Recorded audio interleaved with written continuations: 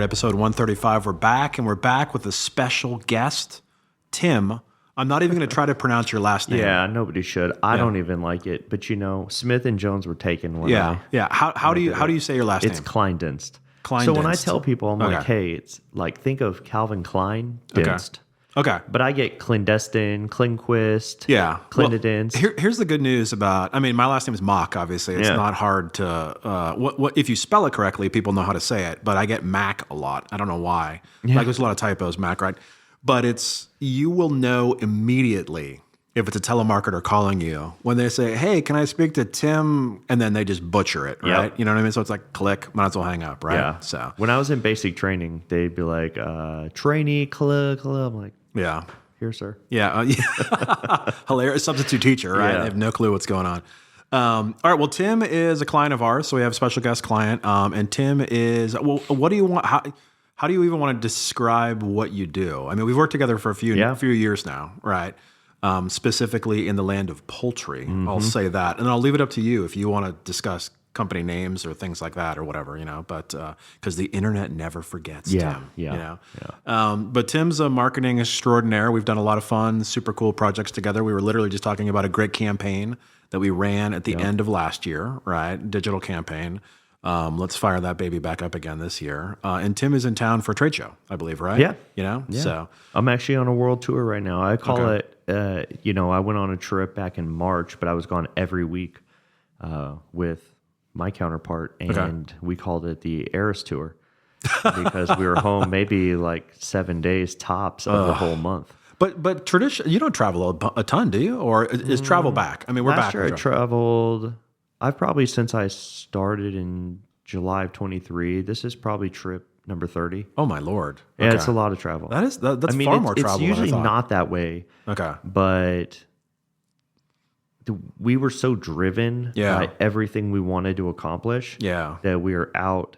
If we weren't out trying to change the world, we were out getting knowledge on how to change the world. I love that. I love that answer. Yeah. And you were just in Charlotte, and now you're in town in Atlanta for a show, and then you're staying overnight, and then you're flying back, I think, right? Correct. Is that what's happening? Yeah. Hopefully good weather back home, so I want to golf. Yeah. You're a big golfer? Oh, yeah. All right. Everybody here in the office is a golfer but me. So, but Tim and I also do share a love of baseball. Every time we jump on the phone, we probably do, if it's a 10-minute call, I'd say it's probably 2 minutes of work and then at least 8 minutes of sports. Is that a correct statement? Yeah, that's probably right. But the truth is that we are bitter rivals, my friend. We are. We are mortal. We are. Even though we love each other, we are mortal enemies. Yeah. Because I am a San Francisco Giants guy and Tim is a Dodger fan. Go Blue. And I want to get back at you this year, so we took a couple of your folks. I know. Well, Snell was not, Snell didn't really work out for us, you know? And we all kind of knew it was going to be a one year thing anyway, you know? Mm-hmm. What I am shocked about, if I may, we're not even going to talk about work at all here, but I am shocked when pitchers want to leave San Francisco. And I am a biased San Francisco fan because that is absolutely a pitcher's ballpark, right? I can understand, Judge doesn't want to come to San Francisco because you might have less homers and things like that. You know, the vanity of statistics in baseball, right? Because baseball is so statistical driven, right? But a pitcher, like, man, wouldn't you want to pitch in a pitcher-friendly ballpark? It's weird exactly. to me. So, but the Dodgers, man, you guys are loaded. You guys are loaded, and you're never not going to be loaded. Yeah, now. I haven't been able to keep up the last couple of weeks, but you got Sasaki. I saw we got him. Yeah. It's going to be a beastly team. You know what? My dad will call me, and he'll be like, "Oh, he's a Pirates fan." Oh, Lord. He's like, hey, this is ridiculous. He lives in Long Beach. But he'd be like, the Dodgers suck and they get all these people and it's not fair. I'm like, change the rules on cap. Well, but the Dodgers are changing the rules with all of the prorated contracts. And I think Kyler in the office, he's a big Braves fan, and he's worked on a bunch of stuff with you before. He was telling me earlier the other day that like some of these deals too are again backloaded or prorated contracts, which I don't know. So I haven't really dug into it too much. So it'll be interesting. I think it's going to be a good year. But now you know how it is. So in football, you had Mahomes get $500 million. Yeah, and now everybody's inflated and everybody's getting something. Look at offensive linemen and the amount they're getting now. Yeah, I know. Well, if you're a left tackle, you're good. If you're a guard, you're screwed. Yeah. But baseball's the same thing. Yeah. You give, Otani $700 million, unbelievable. mostly deferred. Yeah. And now everybody, Juan Soto, Yeah. everybody's getting unreal. paid now. It's and unreal. so it'll just continue to inflate. And I imagine at some point it will affect how many people can go to a game. Yeah. I went to a few Dodger games this year, and I was like, it's going to be crazy expensive to buy a ticket. to buy a ticket. Yeah. I went out to Dodger Stadium. Yeah. And I'm like, this is going to be an expensive year. And surprisingly, it wasn't bad, Yeah. but I don't think it's hit yet. It's kind of like COVID, right? What's a Dodger dog cost now? $15 for a hot dog? I've never bought one there. Okay. But I'll tell you, a beer costs almost 20. Oh Lord. So yeah, I'm not surprised by that at all. Yeah. So well, what's interesting too is baseball isn't. They're not all collected like football is. You know, Yep. I mean, football it's all spread together. It's true.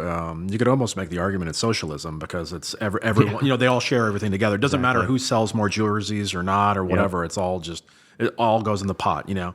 But baseball is still fragmented between the haves and have-nots. I mean, you have your own local television deals. I mean, football gets all the money because of, television contracts and things like that. And then all that is spread out evenly across the 30-some-odd teams, right?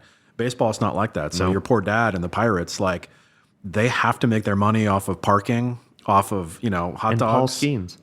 And what? And Paul Skeens. Oh, yeah, exactly. Yeah, he says they create the players that go out to other teams to succeed. They're like a top flight farm team. Yeah, Exactly. But I did for your dad. I think I read McCutcheon's coming back, but I could be wrong. I didn't see it. I've got a really good pal, Ben. He grew up in Pittsburgh and he's a big Bucks fan. So let me tell you a story about the Pirates and my dad.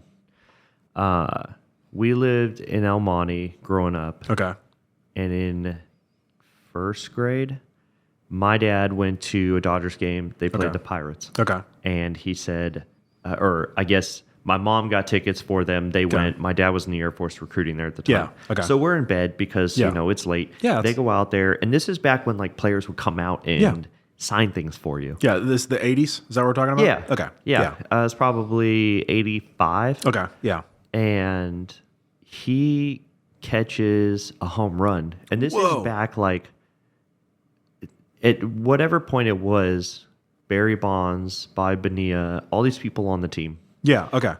And he catches a ball, and after the game, they're all out signing it. He gets everybody to sign this ball on the team, including the manager and everything. Okay. Brings it home. But Jim Leland? Was he I don't know who was on there. Doesn't matter. He brings it home. I'm already in bed. Dude, how badass. Your dad catches a homer, and then everybody signs the ball. Everybody. Okay. Like, that ball would probably be worth a decent amount now. Yeah. So if he still had it. Several hundred nickels, Tim. Yeah. Several. Yeah, you're right. Okay. If he still had it, that's foreshadowing what's to come. Here we come. What happened? So I wake up to go to school. My mom's getting us ready. I see this ball. She tells me what happened. Okay. And it's show and tell at school that day. Oh, and I'm like, I'm just going to take this ball. Okay. And I'll You didn't ask your dad? No. He was already gone. He was asleep. Okay. Because they got home late. And so I'm like, I'll take this ball to school. Okay. In LA. Yeah. And she was show and tell. We didn't even make it to lunch. It was already stolen out of my cubby. Oh. So I still don't. My dad still does not like to talk about that day. Oh he my owned God. that ball. Don't for send less your dad than this 12 podcast. hours. Oh my God, that poor guy. What? Okay, so you get home. So by lunchtime, you realize it's gone. Yeah. Right. Where's the ball? Where's the ball? Okay. Do we have just an unbelievable sense of dread going home? Like I have to go home and tell my dad I lost the ball. Or the ball was stolen or whatever. I have to go home and I'm going to tell my mom. Oh. I'm going to let her tell my dad. Oh, God. Okay. And you're hiding under the bed? Yeah, he never made a comment to me. He was a man of very small words back then and still. But he never even had a conversation with me. My mom filled me in. Oh, Lord. Okay. And he was devastated. Yeah. Which is why we don't talk about the ball now. Okay. It's just one of the things. So when I saw Sandlot and a Baby Ruth, I'm like, oh, I know what that feels like. Has it ever come up? I mean, in the last it never comes up. It's just we don't talk about this. It's just not a thing we talk about. Oh my God. Yeah. Okay. That is that's brutal, dude. Yeah. But I can't imagine like the terror of going home and having to admit like I'm going to call it epic failure too. Like unbelievable systemic breakdown failure on every level. Yeah. You know, like and the wrath of my dad, you know. That was, I mean, we lived in LA, so we had a lot of things stolen. Our house broken into a bunch, things like that. So, you know, it's just like, that was probably the beginning of Should have the moved up to things San that got Francisco, stolen, right? Well, I'm just kidding. I had a book. Yeah. I had a lot of baseball cards. Okay. I still have some at home. Probably not worth anything, but I kept them for my son. Yeah. He can give them to whoever later. Yeah. Because I had Roberto Clemente's. Oh, wow. Who Okay. my dad got. Nice. Those got stolen too. Oh, Different time. yeah. But I had a Giants book. Okay. And it had all the Giants players. Amazing. In like 90 to 91, had them all in this book. Nice. Stolen.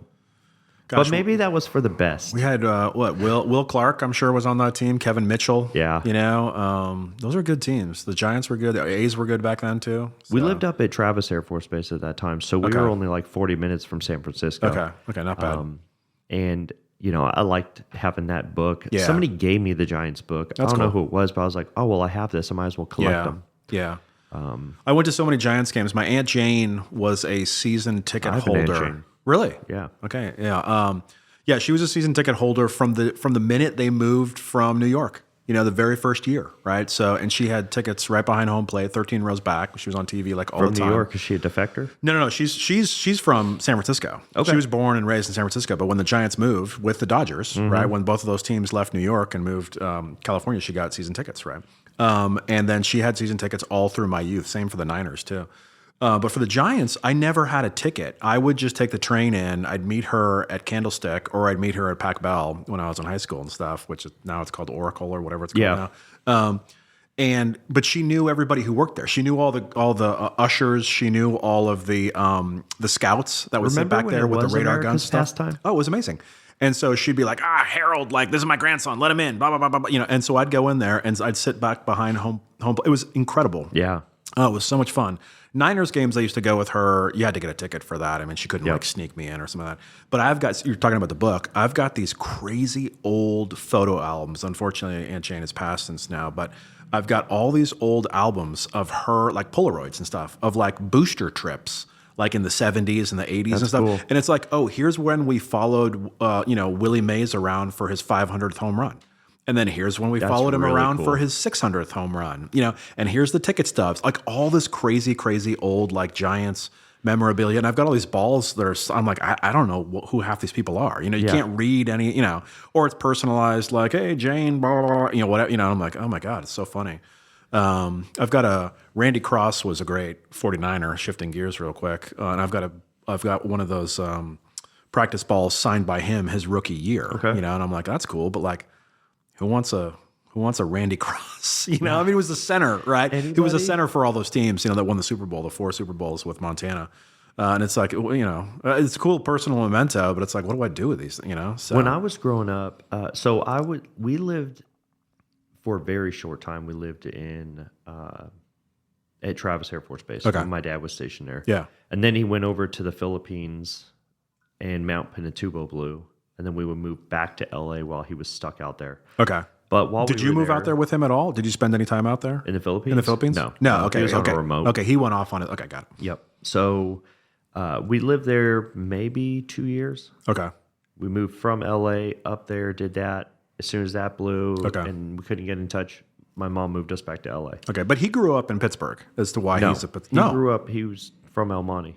Really? Yeah, Why was both he a my Pirates parents- fan then? I have no idea. Okay. Just Clemente. I've never even heard the story. Okay. But Well, clearly baseball is a sore spot. yeah, well, he's a Cowboys fan too, so Oh, God. his life's I can't be friends with you guys. I mean, Cowboys, Niners? I didn't want to be a Cowboys fan. No. I'm not a Cowboys fan. Okay. Thank God. Although I think Dak Prescott's probably need to move on Yeah. Yeah. if they want to do something. Yeah.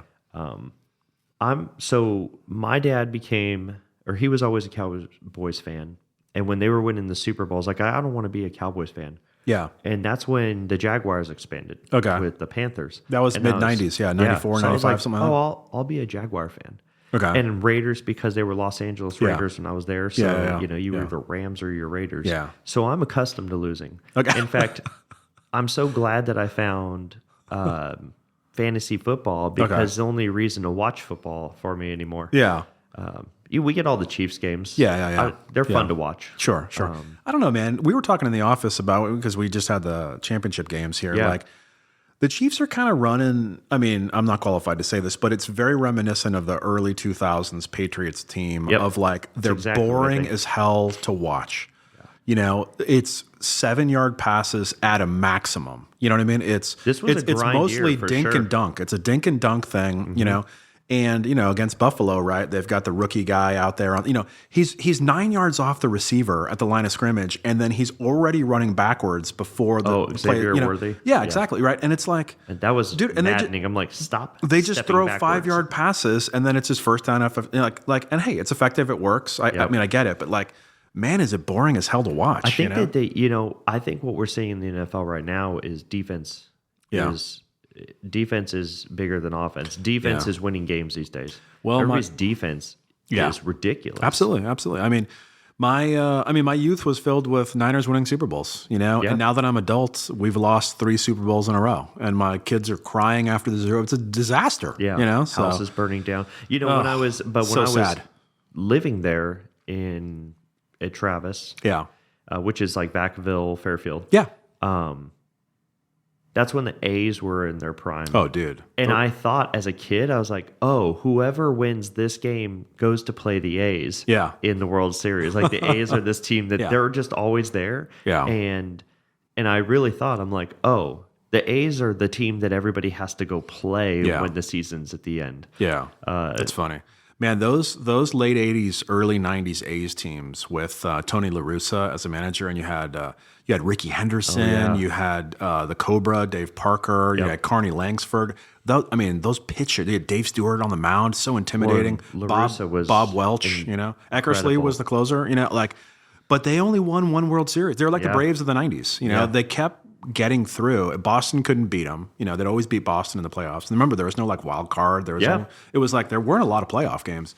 And then they would just get to the World Series and then lose it. The only time they won is when they beat my Giants in the Earthquake Series, the Battle of the Bay, 89, right? That was a wild time. Yeah. Living out there was a wild time. My Aunt Jane, to bring this back to an Aunt Jane moment, you know, she had she always had a white Cadillac, you know, God love her. She had this white Cadillac, and then she had this bumper sticker, which clearly she put on, and she should not have because it was crooked, wrinkled, the whole, oh no, you know, this beautiful Cadillac, and you stuck this damn bumper sticker on it. And it was, I sat in the rumble seat in Candlestick Park, you know, like, cause she was at the World Series game, you know, so funny. So gosh, that was a crazy time. My dad was like yelling at me. Apparently I wasn't there.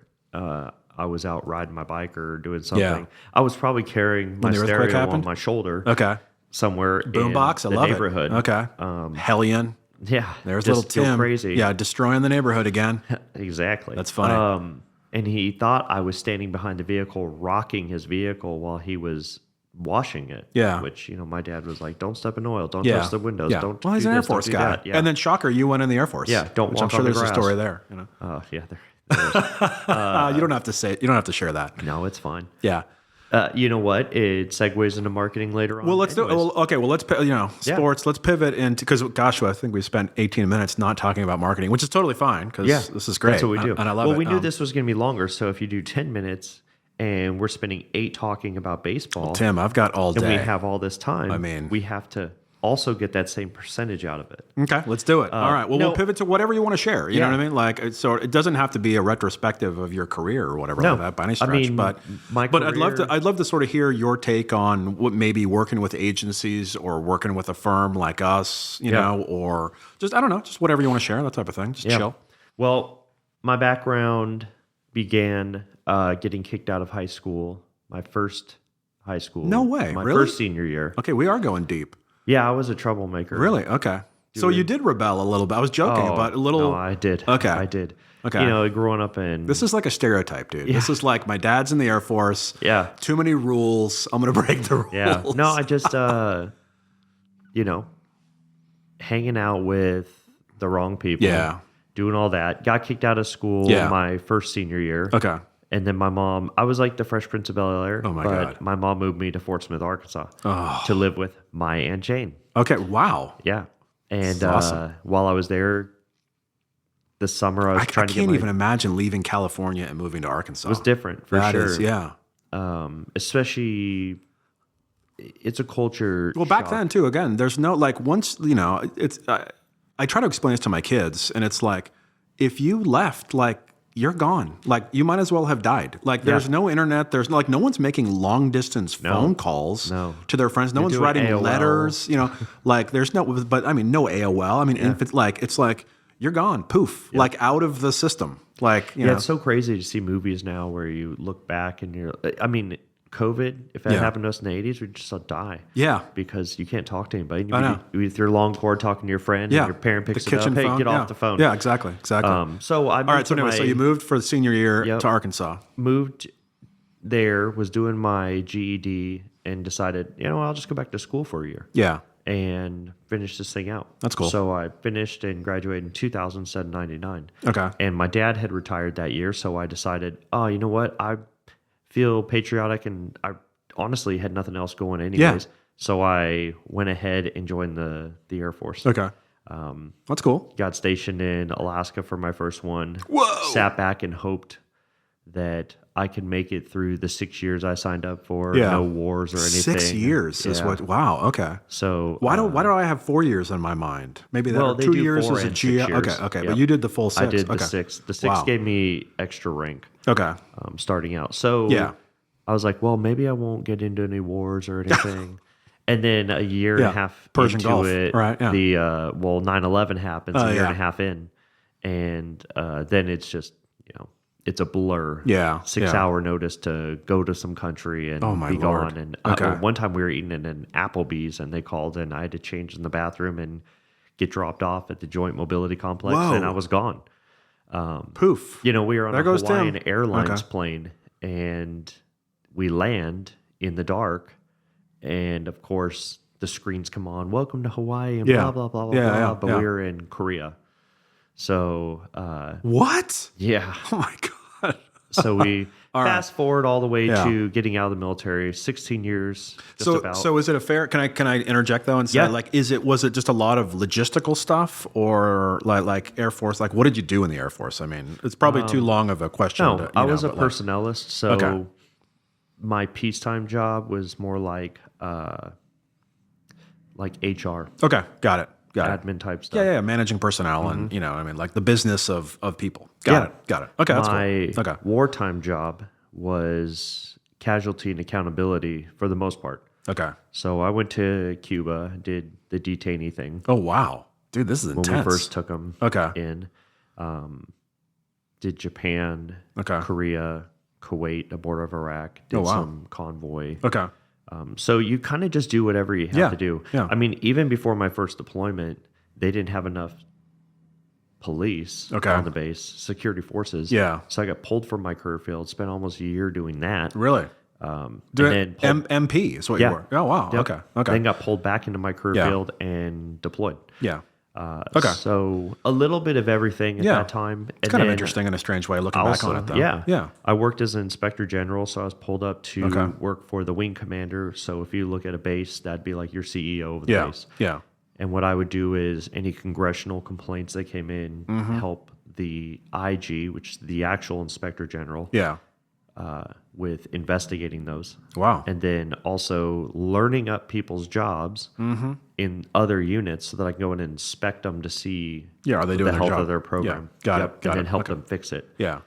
Interesting. Went to ROTC. Well, I think what's interesting about this is definitely like learning on the fly, not necessarily doing what you thought you were going to do, and then Yeah. having to pivot. Right. You know what I mean? And that is an it interesting fun. skill set too. I mean, I don't want to correlate the military to marketing by any stretch. You No, know? I think it is. But sometimes you have to follow the data. Sometimes you have to follow the people. Sometimes you have to follow what the market conditions are. You know, you can have everything set and ready to go to launch a product, and then 9/11, like anything can happen. COVID happened. You know what I mean? We all had to pivot and things like that, right? Or a product change. Yeah, exactly. I mean, Yeah. if I look back in my career, I was telling somebody recently, I said, I sat in a room at basic training in the what's called the military personnel flighter, it used to be, and watched this guy sitting in his blues, a senior airman, Yeah. an E3, so he's young, typing on the computer and doing all this stuff. And I had to go in there and say what job I wanted. Yeah. Because the first job they gave me was, I thought I was doing like fiber optics and stuff. No, Okay. it was climbing poles. I was going to be a pole guy. Okay. And they have you go out and they clamp you in a C-clamp. For what? To like run infrastructure? Like electrical poles. like wires and Yeah, stuff. Okay. civil engineering. Okay. And Interesting. they clamp you in to see if you could do it, and they have you go to like the fourth step and hang backwards with your your arms off.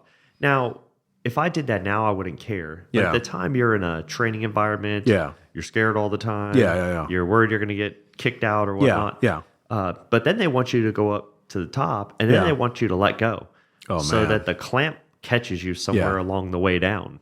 Yeah. And So you I'm get used to like if an accident happened, if you slipped, if something happened, or weather or whatever. Yeah. I made it to the fourth step, and I said, I'm not doing that. I'm out. So then they send me over there, and they're like, okay, well, the only jobs we have for you are security forces, which my dad was a cop his whole career. He's like, I do not want you to be in security forces, which I ended up doing anyways, loved it. Yeah.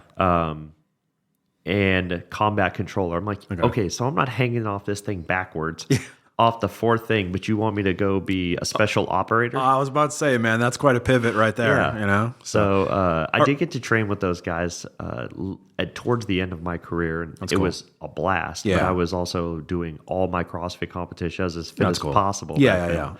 Could eat a bag of chips and go run 5 miles, no problem. Yeah, right? it wasn't anything. But I went. My last assignment was ROTC at the University of Arkansas, and I had cadets, and I was able to teach some classes. But mostly, I ran all the programs that. It's cool. They got them from the day they walk in the door to the day they commission. Okay.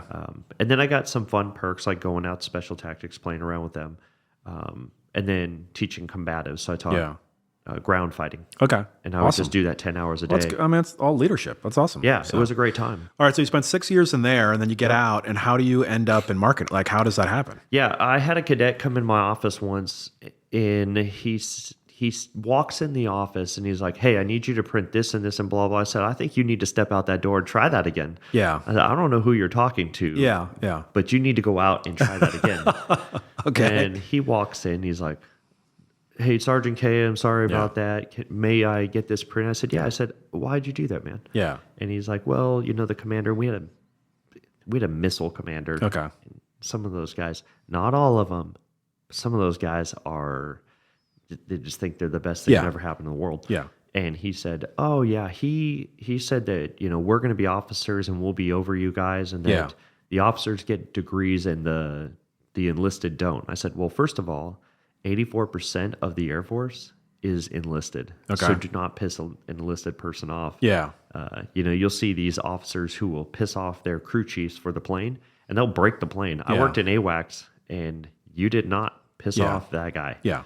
Don't rub people the wrong way, especially the people that you need. Yeah, especially the people who work on your plane. Yeah. And I said, and of that 84%, 51% of them have degrees. Yeah.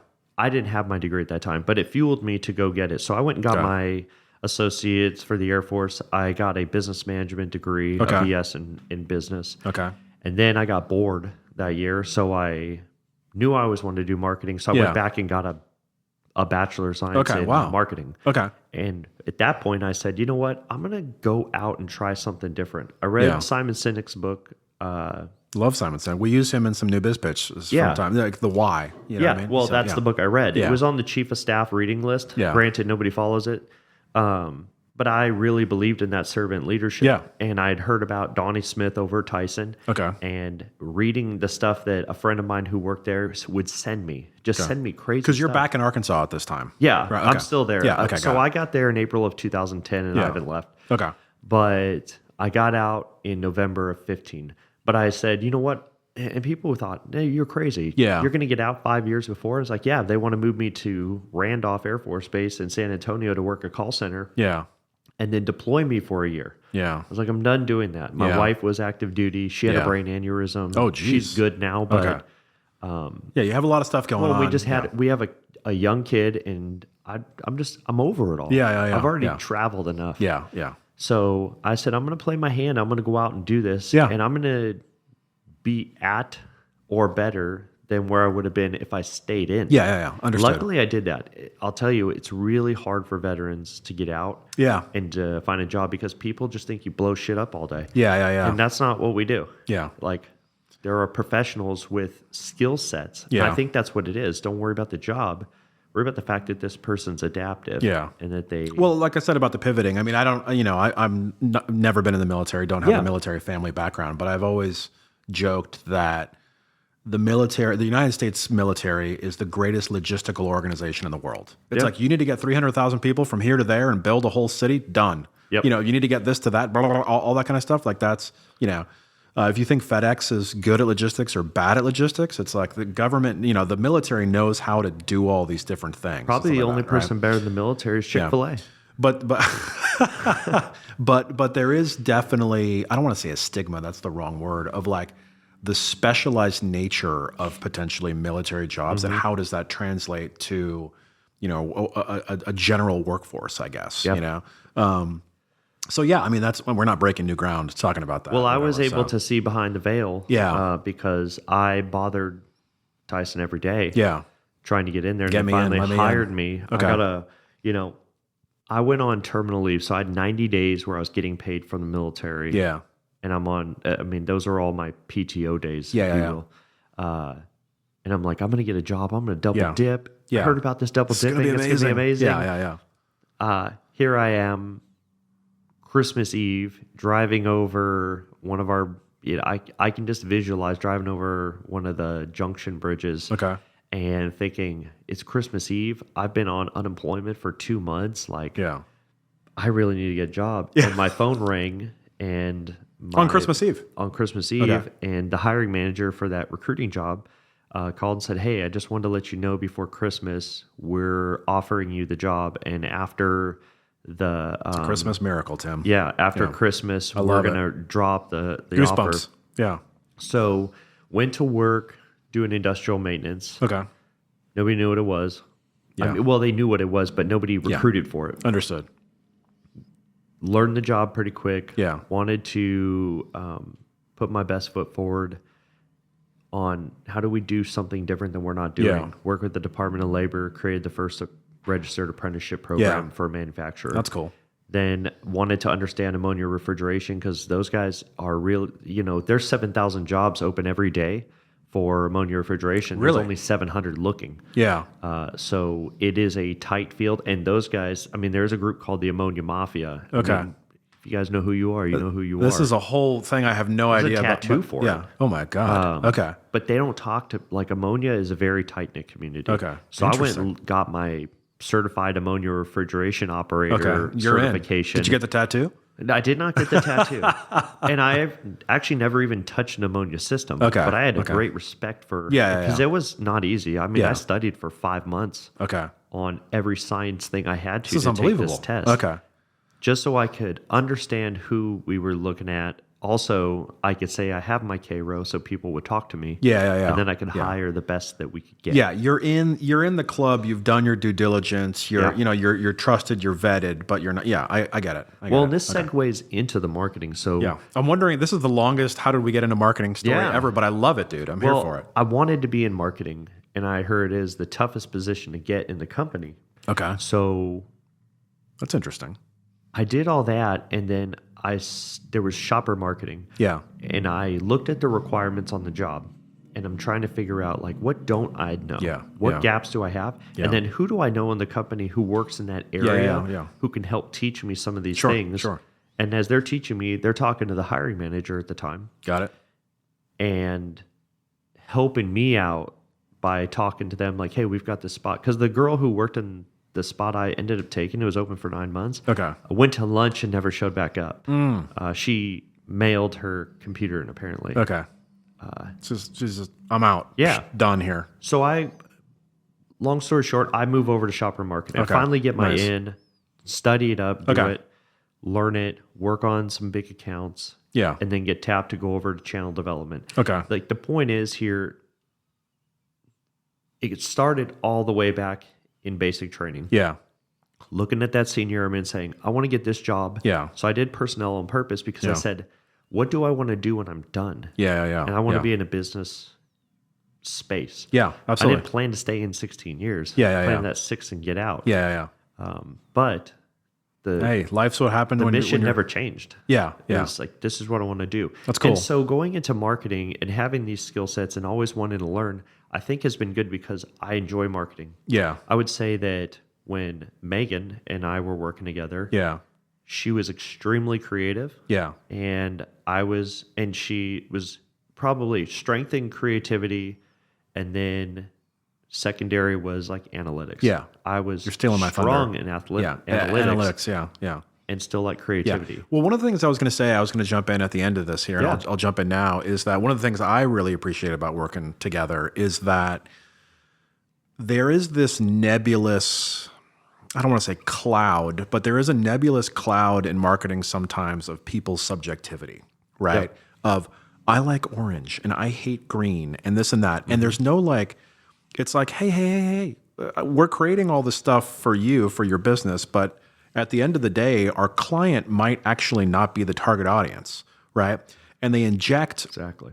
potentially some subjectivity and lack of analytics into the decision-making process. And we'll raise our hand and be like, hey, this is a bad idea. Like, don't do this. And like, why are you asking? You know, like, so for non-sophisticated clients, sometimes some subjectivity and personal likes get in the way, right?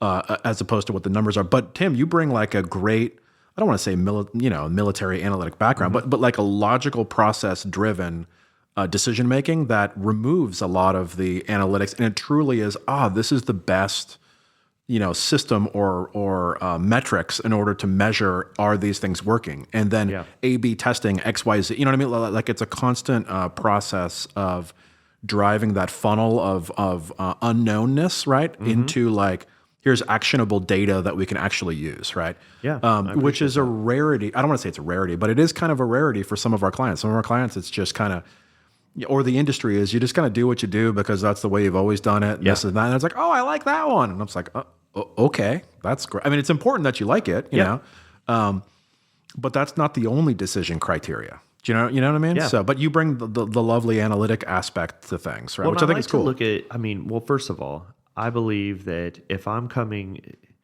there is a book, who wrote it? Ken Blanchard. None of us is as smart as all of us. Okay. And I take that. I mean, the book is great. It's written like a parable.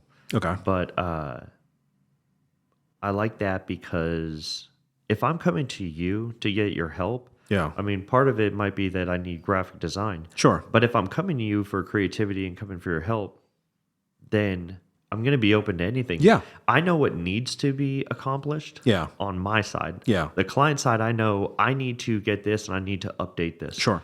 But then at that point, coming over to you, to any vendor that I use, or like even the packaging group I was just with. Yeah.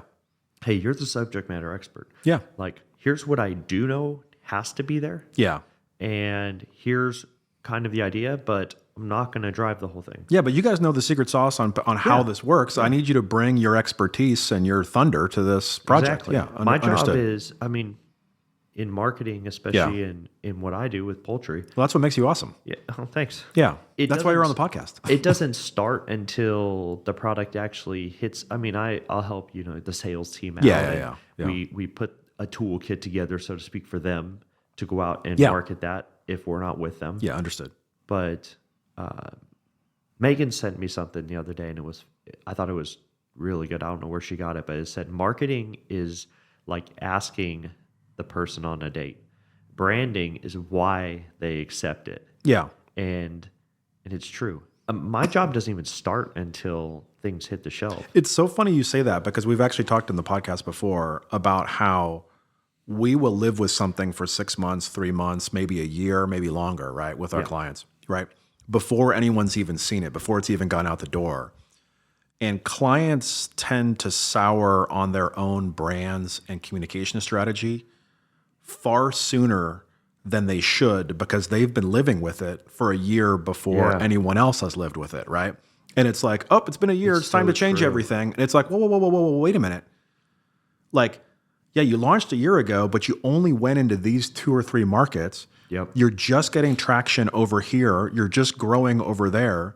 And you already want to change things? Yeah. It's like, It's like Coca-Cola changes to the date. can every 2 years because they're never going to change the formulation again because they have to change their packaging. You know, Doritos will change the packaging, but like those are ubiquitous products that are in every single place everywhere, right? They have a calendar of, or liquor stores or whatever. They have a calendar, a seasonality of when they have refresh. brand loyalty. But when you Huge brand loyalty. yeah, but when you just launch something brand new or you're trying, like you can't refresh it that soon. You know what I mean? Or you can't start changing things that soon. It's interesting. So I love if that you picked think up on that. about those products, like you said, you have Takis, you have Doritos, you have beverages, things like that. Those things have such a brand following and a brand loyalty. I mean, some people will drink, they don't even know why they do. They just know that they like that brand and everything else is bad. Growing up, we ate Foster Farms because that's what they had in California. So, same with me. It's So all when Foster I moved Farms. to Arkansas, I was like, Where's the Foster Farms? What is this Tyson stuff? This must not be the good stuff because I'd never seen it. Yeah. So you have a brand loyalty and a brand Totally. following for those things. Why do I wear Nike Jordans and I don't wear Adidas? Because Dude, what am I wearing right now? yeah, 3 stripes, baby. all respect, but it's because of that brand loyalty. Yeah, you have. yeah. And it comes from marketing. What I try to tell people sometimes is there's marketing all around you. Everything is marketing you. Sure. You don't make decisions because you're just making the decision most of the time. You're making it because of something that you have been taught. Yeah. Social media is a great example of that now. I mean, just constant messaging. Barrage, It doesn't even have to be about a product. Yeah. You see the same kind of message over and over. It starts to change your consideration set. But to your point, people like Coca-Cola can change the can, they can do all that stuff, and people are still going to trust that. Yeah. Like, but they just tinker in the margins. They're not doing full scale, total, reimagination. It's just tinkering in the margins because they have to do something because it's been 2 years. Remember the clear Pepsi? Yeah. That went on for a minute, and from what I read on that, it didn't go super well because that was a drastic change. Yeah. Well, Tropicana, we've talked about it before, but remember when Tropicana dumped the orange with the straw in it? And then shocker, their sales plummeted because nobody could find their carton of orange juice anymore. That type of thing. So. Well, I mean, if you think about chicken, you can't do so. To your point, making big changes. Yeah. If I make a big change to my product, then somebody's going to think, like, let's say I change the logo. Yeah.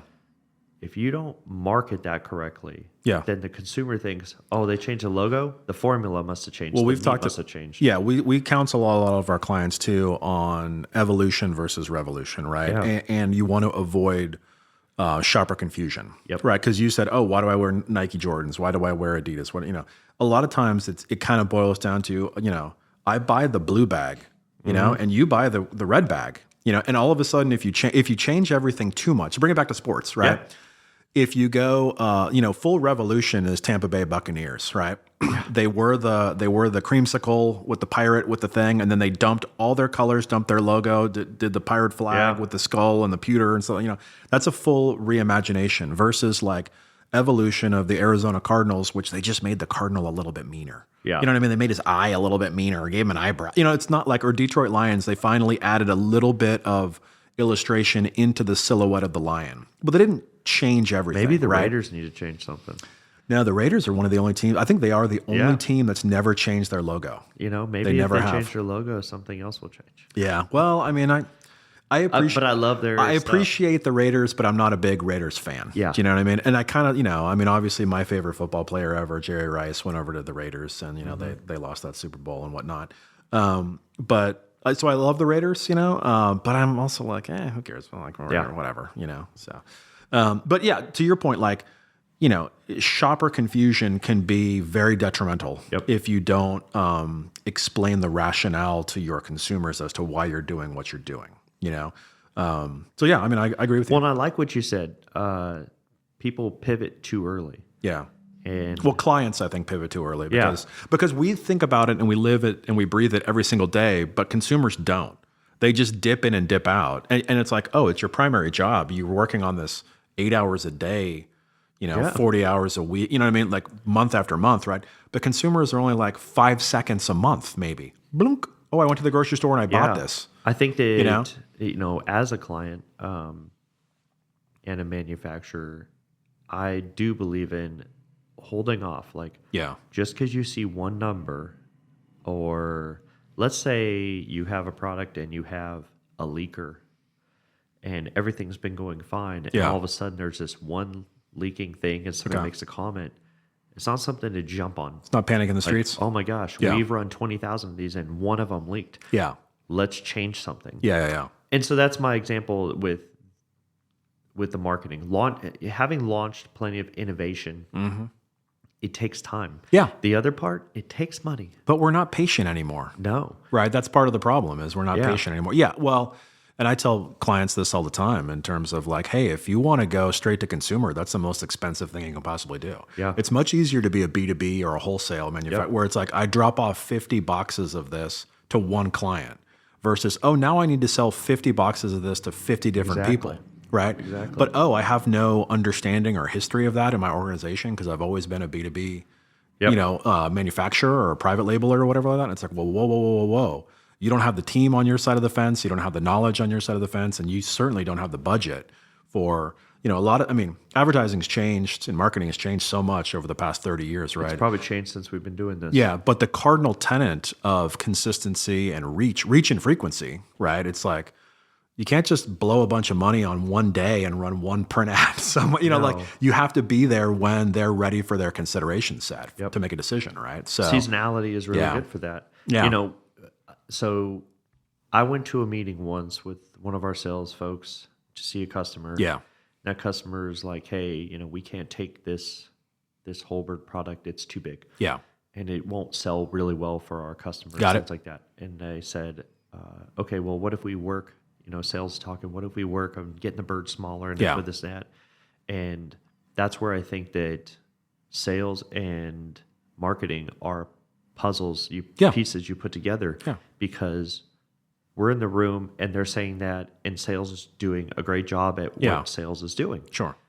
But the marketer is hearing something different. Totally different. And so I speak up, I say, have you guys ever, this is around November, have you guys ever done any promotion with this? Yeah. Like actual marketing promotion? I said, well, we do trade promotions. I said, not just the dollar off. I said, tapping into the right things. I said, so like Friendsgiving. Yeah. That's big now. Yeah. And when it comes to a whole bird, most people don't know. I mean, I didn't even know till last year because I didn't bother with it. But we have somebody who makes recipes for us. Yeah. And they made 3 or 4 recipes on this whole bird. So last Thanksgiving, I cooked all of them. Yeah. Nice.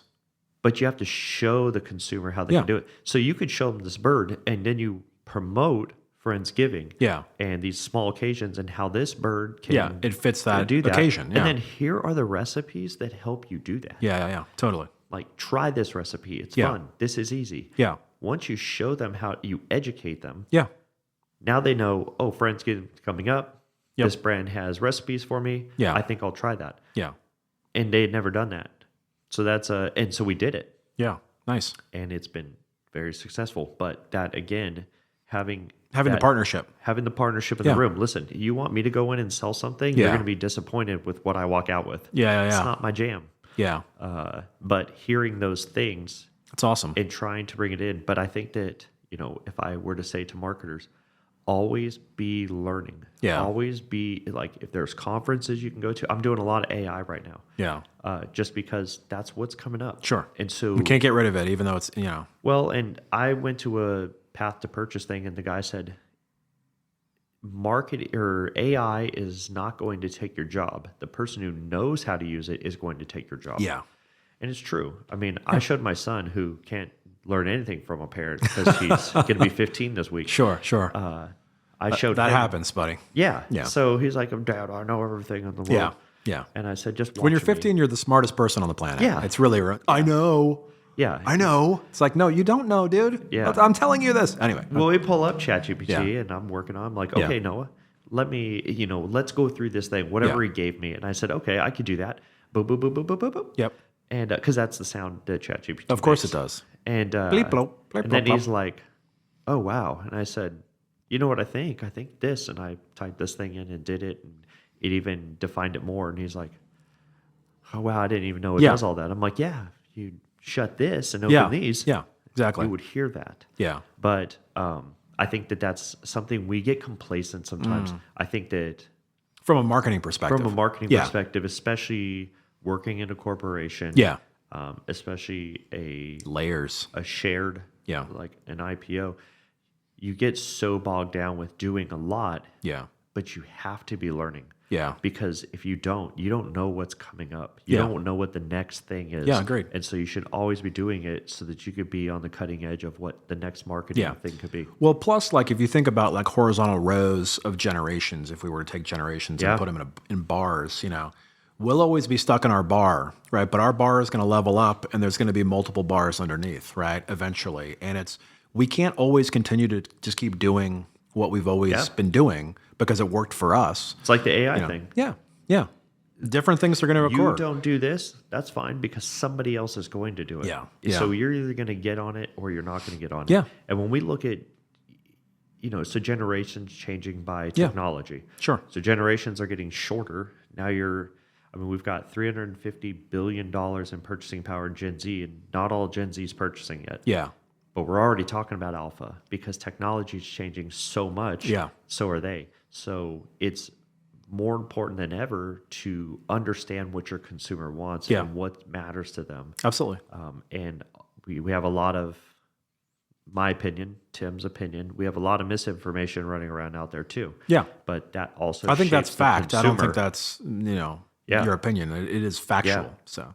But that changes the opinion too. Yeah. If one person, again, I said it earlier off the podcast here, but 3 people, happy people tell 3. Yeah. Unhappy people tell 3,000. Yeah, exactly. And it doesn't even have to be true. Yeah. My wife, I always joke, my wife was a college professor for a number of years. And it was, there was the beginning of this Rate My Professor website. Like call it the Glassdoor or whatever. I did sign up for a couple classes after looking at that. Yeah. And it was like, well, hold on a second here. Happy students don't go and write amazing reviews for, again, this is pre-Google reviews and all stuff, only the miserable go and complain about things. Yep. You know what I mean? And it's kind of like that's true. what Twitter customer service was, call it 7 years ago, right? Yep. My flight's been delayed, blah, blah, blah, like it was like, no one's like, oh man, I just had the greatest experience at the grocery store with checkout customer such and such, like you just kind of go amongst your day, right? You're expecting it. Yeah, exactly. So, so you're dead nuts on. I mean, you have a great interaction, you tell the 3 people in your family, but you have a bad interaction, you put it online, and you sync everybody's whatever, and then boom, that piece of negative news is out there for 3,000, 30,000. That's where I think your branding has to be good. I mean, branding, the brand gap. I couldn't even say that guy's last name. It's like mine. A brand is a gut feeling. Yeah. You have a gut feeling about it. It's why you buy it. Well, there's Malcolm Gladwell wrote that book because we're talking about books, Blink, right? Oh, yeah. And it was, have you read that one? Without thinking? Yeah. Yep. Well, but there's a whole thing in there about how to, I'm going to bastardize this whole thing, but it was kind of like what we're talking about, how all decisions made in the world are emotional decisions. Yep. And then you immediately rationalize that emotional decision with facts. So like, oh, I want to buy that car. You want to buy that car because you like that car because it looks cool because of whatever. Then you go, okay, hey, it's got EPA this, and it's got this good mileage, and it's got leather in. You fact base out, right? And there's another chapter too about like how do art historians know what's a fake versus what's not a fake. Remember that? Yeah. And it's like they walk in and they go, boom, that's fake, right? Yeah. And then they go, brrr, and they make the list of like, you rationalize it, right? Yeah. So there's definitely something to the art of thinking without thinking. Yeah, because you just know it. Yeah, but it's the emotional impact immediacy, and brands have the ability to do that. I mean, a brand is the internalized sum of all parts of experience. Yep. It's not just the Starbucks cup of coffee; it's the experience of Starbucks. And you mentioned Chick-fil-A earlier. It's the my pleasure. It's everything else outside of just the sandwich itself. Yeah, if that makes sense. Well, and you think about Starbucks, like when they, Starbucks started out as the Pequod. That's what it was called, because it was 3. English majors. I remember this from my master's marketing class. Okay.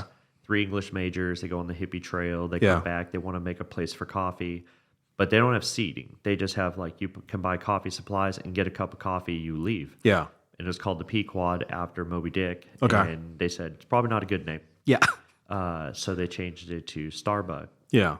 And had the siren on the Brought in the front. mermaid, the siren. Yeah. And originally Siren had Two tails, right? I think. Didn't it have two? and boobs with nipples and areolas and all kinds of stuff. Yeah. And they said probably not a good idea. Nah, I thought it was a great idea. I love it. But then they bring Howard Schultz in, and Howard Schultz says, I envision a third space. You have work and home, so the first and second space. But what about a space where people come and have coffee and they talk to each other, they work, and you can be in the third space and interact in it, meaning you and I sit down, we have a conversation, or like a lot of us do, I need to go work somewhere and I want to work somewhere else. I'm going to put headphones in. I'm going to go to the third space, but not interact in it. Yeah. And then that changed coffee. Now you have coffee places popping up all over. Now it's ubiquitous. I think that the CAGR for coffee is going down actually over the next 4 years. Yeah. But we'll see. Well, I mean, gosh, have you been to a Starbucks? I mean, it's like $7 for a cup of coffee. Yeah. It's like, what the there is a point where it's like, you got to stop. Yeah. Well, then you go to a specialty coffee shop and it's different. Yeah. We thought $3 was expensive for a cup of coffee. But I think people are going for the experience. Yeah. You see these places. But that defines what we're talking about in terms of branding. That's the branding aspect of it, or brand loyalty, like you said, Jordan. I went to Brash this morning. Shout out to Brash. Yeah, shout out. Great coffee. The idea was cool. The concept of having like a Connex box or a freight box and you build this thing out. Yeah. It's just, that's what people are doing now. But I don't even know where we got onto this conversation. But doesn't matter. Yeah. Marketing, I think we talked. Here's what it is, Tim. It's never stop learning and never stop evolving. Is what it was. You and I talked about it earlier. I was talking about brands and I said, there are a lot of companies out there, if you're listening. They're listening to tens of people are listening. Heck yeah. We're changing the world. Yeah. Hey, one person at a time, baby. Well, Malcolm Gladwell. Yeah. Tipping point. Yeah. You just need the right person. Yeah. Taylor Swift, if you're listening, I need you to promote this. Yeah. But thinking about... Just interject more keywords, Tim. Yeah. Keep saying keywords. Swifty. So you take a PlayStation, and I gave you this example, and you go into a Best Buy, and you take a PlayStation 6 box, and you make it up, and there's no PlayStation 6, but you make one, and you stick it on a pedestal in the door in Rogers, Arkansas. Shout out. That picture someone's going to snap that, put it on there, whatever. Yeah. In one day. Yeah. But they still put tens of millions of dollars towards their branding. Yeah, for a 5-year-old product. Exactly. Yeah, for a 5-year-old product, they're still spending tens of millions of dollars globally. So I think that you have to be consistent. I think that as a marketer, the best thing you can do, especially if you're trying to get into marketing, is to continue to learn, continue to understand consumers, continue to... It's not even just about the consumer. Yeah. You need to watch the behavior, but you need to see what's going on economically. Yeah. How things are changing. Yeah. In my world, I have to look at what inflation's doing. Yeah, you can't be just vertically siloed in your closet. Exactly. You got to look holistically at who's next door. And you have to be patient. Yeah. So it's hard to tell clients that, but it's cool that you're a client and you understand that, which is great. Yeah, so it's fun. Tim, this is an awesome conversation. We've been rocking and rocking. This might be the longest podcast we've ever recorded, quite honestly, which is totally badass. All right, so we should probably wrap it up at some point here. But so I got one random question for you at the end. I can't remember. We used to have clients on, and I'd ask them a litany of questions. Yeah, I've never been a fan of Pez. Is that what you're going to ask me? Pez? Yeah. No, but I'm okay with that. Pez are chalky and have you watched Silo on Apple TV? I've not. Because there's a Pez reference in there. Okay, anyway. All right, we'll end on this one. What's your favorite brand? I'm putting you on the hot seat, so I'll sit here and babble on here for a minute to let you think about it. I guess it depends on what it is, what category. There's no wrong answer to this. Doesn't matter. It's just like what, because you mentioned I love Adidas or I love this, that, and whatever. Like I think I'm just going to spit a couple of them out. Yeah. If it's wine, because I love wine. Ooh, you are a wine guy. Sommelier is Dow out of Paso Robles. Okay. Because it's just a great wine. It's again branding. That's where I'm from. Okay. So I love it. All right. Shoes. I like a lot of Nikes. Okay. I have a lot of Jordans. I have more shoes than I should have. That's all right. Are you a sneakerhead? I am. Okay. Do you buy 2 pairs? Save one? Okay. No. Okay, you wear them. And I wear all mine. You wear them. Okay. Yeah. Okay, I'm okay with that. I have a 2017 SB Concept High Dunk that is the ugly sweater. Okay. And that I don't wear Christmas ugly sweaters. Okay. I wear all black and throw those shoes on and let That's them cool. speak for themselves. Badass. I love that. So, Okay. Yeah, All right. brands like that. Okay. You know, I Super like fun. a lot of different things. Yeah, yeah. So golf, TaylorMade. TaylorMade. Play Okay. a lot of TaylorMade. All right. So I'm into it. That's All about right. it. Well, dude, this has been awesome, man. Thanks for spending a bunch of time just chatting. Yeah, Where can, it's if fun. anybody wants to drop you a note, do you want to shout out your contact info, or is that too much or no, whatever? that's fine. Here's my phone number. No.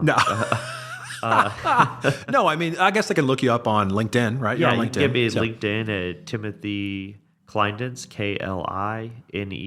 KLINEDINST, Perfect. or shoot me an email at censoredthought@gmail.com. Awesome. CENSORDEDTHOUGHT. I'm censored and I have a thought at gmail.com. I love it. I love it. Well, Tim, thanks, dude. Super appreciate it. Yeah, you fun. know? Next time you're in Atlanta, let's do it again. For sure. You know, for sure. For sure. All right, we'll play the outro music. Yeah.